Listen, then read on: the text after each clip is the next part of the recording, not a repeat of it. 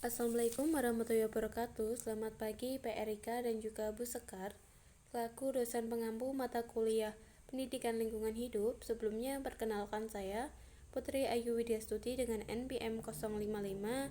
Di sini saya izin memaparkan hasil artikel saya yang berjudul Dampak Penambangan Batu Kapur Ilegal Terhadap Pertanian dan Kualitas Air Sungai di Desa Tulakan, Kabupaten Jepara.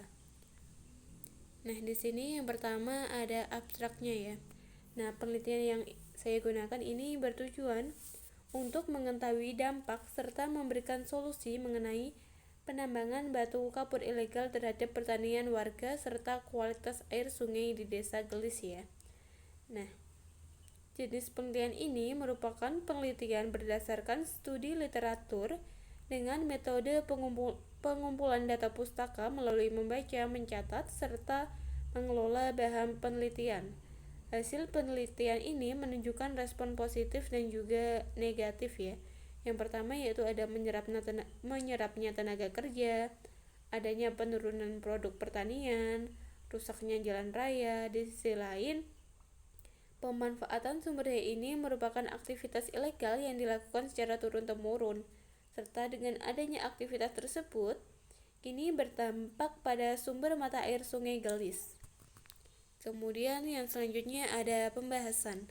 Nah, Indonesia sendiri sebagai salah satu negara yang memiliki sumber daya alam terbesar di dunia. Hal ini membuat Indonesia memiliki banyak komoditas tambang. Menurut Salim pada tahun 2005, bahan galian tambang dibagi menjadi 3 golongan, yaitu golongan A, golongan B, dan juga golongan C. Bahan galian A termasuk ke dalam bahan galian strategis seperti minyak bumi, aspal, batu bara. Bahan galian B merupakan bahan galian vital yang menjamin hidup orang banyak seperti besi, emas, dan platina. Dan yang terakhir, bahan galian C merupakan tembaga, bahan gelis, batuan gamping atau batu kapur ya. Nah, pertambangan di Indonesia dibagi menjadi 2 bentuk, yaitu pertambangan skala besar dan juga pertambangan skala kecil. Di tengah konflik antara masyarakat dan pemerintah ini mengenai pertambangan kapur di Desa Tulakan, Kabupaten Jepara ini, ada undang-undang yang mengatur, yaitu Undang-Undang Nomor 32 Tahun 2009 tentang pelindungan dan pengelolaan lingkungan hidup. Yang undang-undang itu nantinya akan menjadi acuan bagaimana melihat penyelesaian konflik yang terjadi mengenai pemanfaatan lingkungan tersebut. Nah, sedangkan lingkungan sendiri memiliki makna adalah suatu sistem yang kompleks di mana berbagai faktor berpengaruh timbal balik satu sama lain dan dengan masyarakat tumbuh-tumbuhan. Dalam pertambangan batu gamping ini banyak dampak yang diakibatkan, baik positif maupun juga negatif. Sedangkan dampak negatifnya juga telah diatur berdasarkan Undang-Undang Nomor 23 Tahun 1997 Pasal 1 yang kemudian disempurnakan oleh Undang-Undang Nomor 32 Tahun 2009.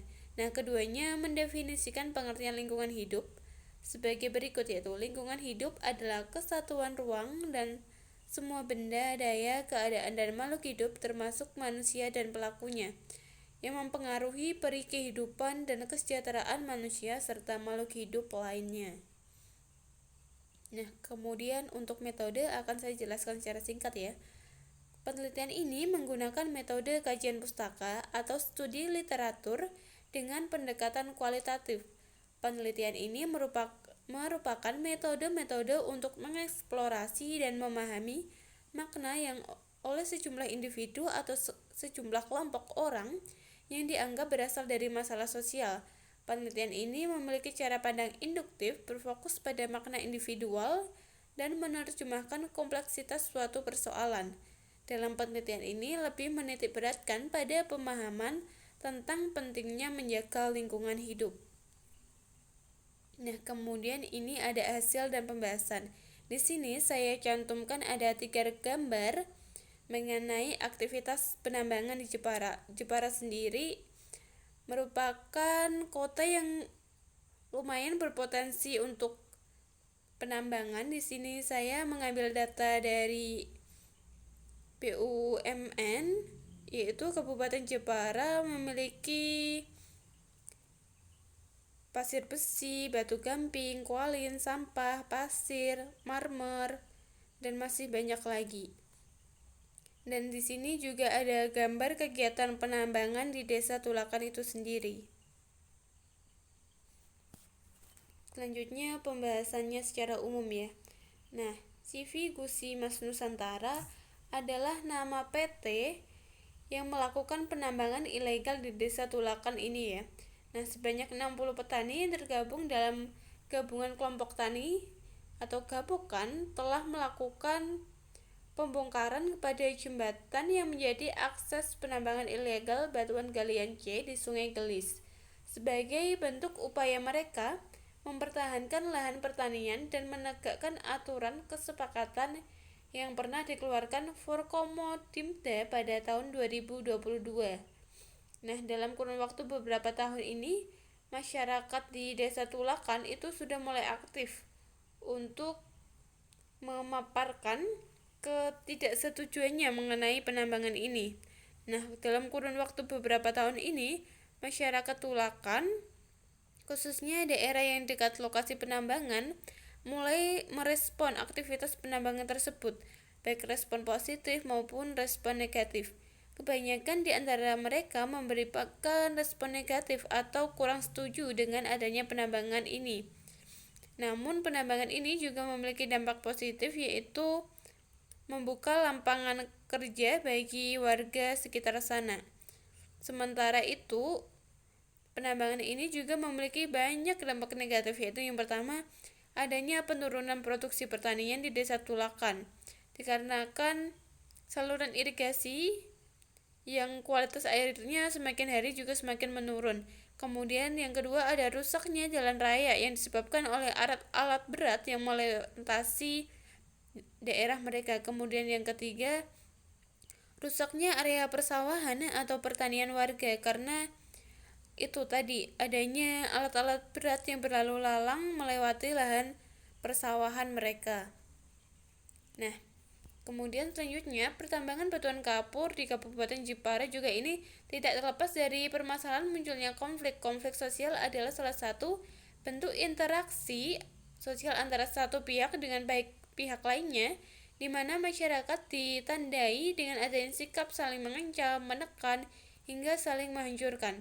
Nah, dalam menangani konflik telah dilakukan berbagai upaya, antara lain memberikan kesempatan kepada para pengusaha penambangan tadi untuk memperbaiki presentasi yang akan dipaparkan agar dapat meyakinkan kepada Forkopimda untuk merekomendasikan kegiatan penambangan dapat dijalankan atau dilanjutkan melalui pemaparan kegiatan CSR RII yang telah dilakukan maupun yang akan dilaksanakan ke depannya, disertai bukti pendukung dan pola pemberdayaan masyarakat melalui kerjasama kegiatan penambangan. Nah, yang terakhir mengenai sumber irigasi ya. Sumber irigasi pertanian warga yaitu Sungai Gelis, semenjak dilakukannya penambangan batuan kapur kembali, debit airnya itu berkurang sehingga pasokan airnya untuk disalurkan ke desa-desa dan juga ke sawah itu berkurang.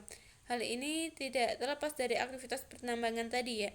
Menurut Aji pada tahun 2005, penurunan kualitas air yang tersimpan sebagai rembesan atau perolongan dan sungai bawah tanah merupakan dampak dari adanya aktivitas penambangan tadi ya.